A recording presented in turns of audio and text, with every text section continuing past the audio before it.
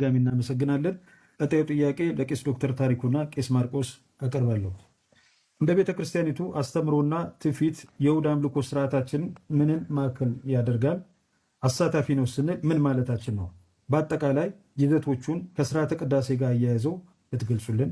አመሰግናለሁ። እኔም ስለተሰጠኝ እድል ስለተነሳውም ጥያቄ በመጀመሪያ ማንሳት የሚፈልገው የኢትዮጵያ ወንጌላዊት ቤተክርስቲያን መካነ ኢየሱስ ሉትራዊት ቤተክርስቲያን ናት። ከጊዜ ወደ ጊዜ ደግሞ ሉትራዊ ማንነቷን በማስጠበቅ ምዕመናኖቿን በእምነት እንዲቆዩ ሌሎቹም ደግሞ ወደዚህ ወደ ክርስቶስ ህብረት እንዲመጡ ትሰራለች። ይህ ማለት የምዕመናን ጥበቃ እንደገናም ደግሞ ሌሎችን በወንጌል መድረስ ማለት ነው።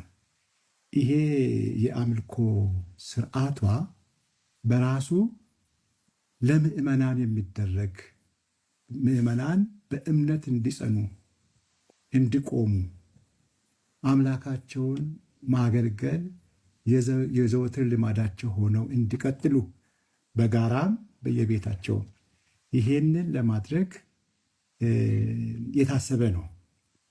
ስለዚህ ይሄ የቤተ ክርስቲያኒቱ የአምልኮ ስነስርዓት የቤተ ክርስቲያኒቷን አስተምሮ መሰረት ያደረገ ያንን ደግሞ የሚያንጸባርቅ ነው።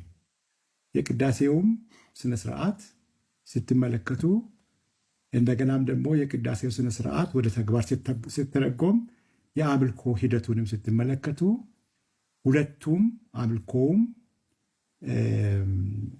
መጽሐፍ ቅዳሴውም የቤተ ክርስቲያኒቱን ስነ መለኮታዊ አስተምሮ የሚያንጸባርቁ የሚያሳዩ በዚያ መሰረት ደግሞ የተዋቀሩ ናቸው።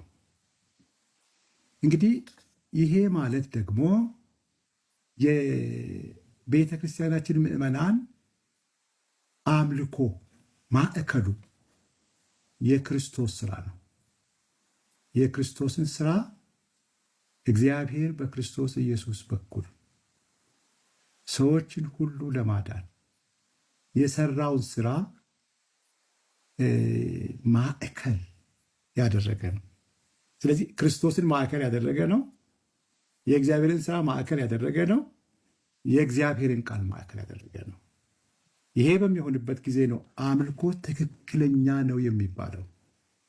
ይሄ ደግሞ መሪው ይመራል፣ ምዕመናን ደግሞ በየክፍሎቹ ስንመለከት ምላሽ ይሰጣሉ። ስለዚህ እነዚህ በአምልኮ ሂደት ውስጥ የሚደረጉ ስርዓቶች ህይወት ያላቸው ናቸው። የሚታዩ የሚዳሰሱ ሴንስ የሚደረጉ ናቸው እና መስማት ብቻ አይደለም መናገርም አለ። ምዕመናን ይሰማሉ፣ ደግሞ ይናገራሉ፣ ይመልሳሉ። የመጨረሻው ብታዩ ምላሽ ላይ ከመዝሙርም ከጸሎትም ያለፈ መጨረሻ ላይ መባቸውን ይሰጣሉ። ይሄ ምላሽ ነው። እግዚአብሔር ስላደረገላቸው ነገር አስበው እግዚአብሔርን የሚያመሰግኑበት ነው። እንግዲህ ይሄ በአጠቃላይ ስንመለከት 3 ክፍሎች ነው ያለው። የመጀመሪያው ምናልባት ከ1 እስከ 8 ወይም ከ1 እስከ 9 የተሻሻለ የቅዳሴ እንትን አለ እና በዚያ መግቢያ ነው። ይሄ መግቢያ ምዕመናን ኃጢአታቸውን ተናዘው የኃጢአት ይቅርታ ተቀብለው ወደ አምልኮ ለመግባት የሚዘጋጁበት ነው። ምንም ኢንተራፕሽን የለም። ምንም ነገር በመሃል ሊገባ አይችልም። ይሄ ነው ዓላማው የመጀመሪያ። ሁለተኛው የቃሉ ክፍል ነው የሚባለው። ይሄ ደግሞ ምዕመናን ከመጀመሪያው ክፍል ወደ ሁለተኛው ክፍል የሚሻገሩበት የሰላምታ ምልልስ ካደረጉ በኋላ በቃል ወደ የመልእክት ክፍል ሳይነበብ የሚጸለይ ጸሎት አለ። እሱ ስለ ቃሉ በዕለቱ ስለሚሰበክ የእግዚአብሔር ቃል የሚጸለይ ጸሎት ነው። ከሱ ጀምሮ መባ ተሰብስቦ የመባ የምስጋና ጸሎት እስኪደረግ ድረስ ያለው በሙሉ የቃሉ ክፍል ነው የሚባለው እና የመጀመሪያው ቃሉ ይወጃ ነው። ከዛ መዘምራን ይዘምራሉ፣ ስለ ቃሉ ይጸለያል፣ የቃሉ ይወጃ አለ በንባብ። ከዛ በኋላ መዘምራን ይዘምራሉ። ከዛ በኋላ እሱም የእግዚአብሔር ቃል ነው። አክቹዋሊ ማስታወቂያም አለ እዛ አናውንስመንትም ደግሞ ስለ እግዚአብሔር ቃል ስለ አገልግሎት የሚባሉ ነገሮች ናቸው እዛ የሚገቡት፣ ሌላ አይደለም። ከዛ በኋላ ስብከት ይሰበካል በወንጌሉ ላይ ክርስቶስ ባደረገልን ጉዳይ ላይ መሰረት ያደረገ በአዲስ ኪዳን ላይ ተመስርቶ ከብሉይ ኪዳን እያጣቀሰ የሚሰበክበት ነው። እንግዲህ ከዛ በኋላ ምዕመናን የእግዚአብሔርን ቃል ከሰሙ በኋላ ምንድን ነው የሚደረገው? መባ ነው የሚሰበሰበው። እዚህ ላይ አንድ ያለፍኩት ምንድን ነው፣ መዘምራን የሚዘምሩት የዚህ የሁለተኛው ክፍል አካል ነው። የእግዚአብሔር ቃል የሚተላለፍበት ጊዜ ውስጥ ነው ያለው።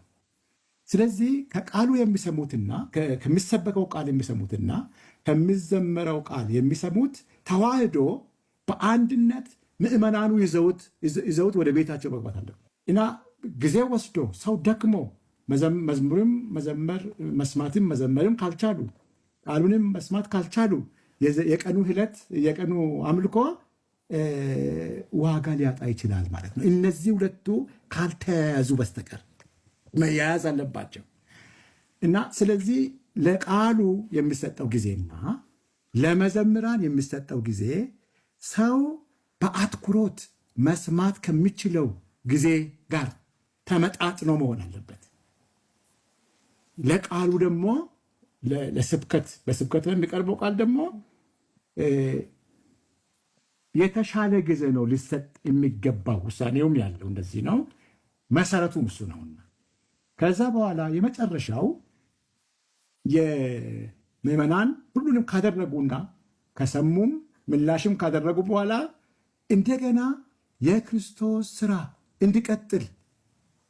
እንዲቀጥል ስለደከሙት፣ ስለታመሙት፣ ስለታረዙት፣ ስለደህዩት፣ ስለ አገር ሰላም፣ ስለ ወንጌል ማዳረስ፣ ስለ ሚስዮናውያን፣ ስለ አገር ደህንነት የሚጸልዩበት ነው። ይሄ ሁሉ ካልሆነ ማዕከል ነው ያልነው ክርስቶስ በአግባቡ ለሰው ሁሉ እንዳይደርስ እንቅፋት ሊያጋጥመው ስለሚችል ያ እንቅፋት ሁሉ በተለያየ መንገድ ሊመጣ ስለሚችል እንድነሳ እንጸልያሉ።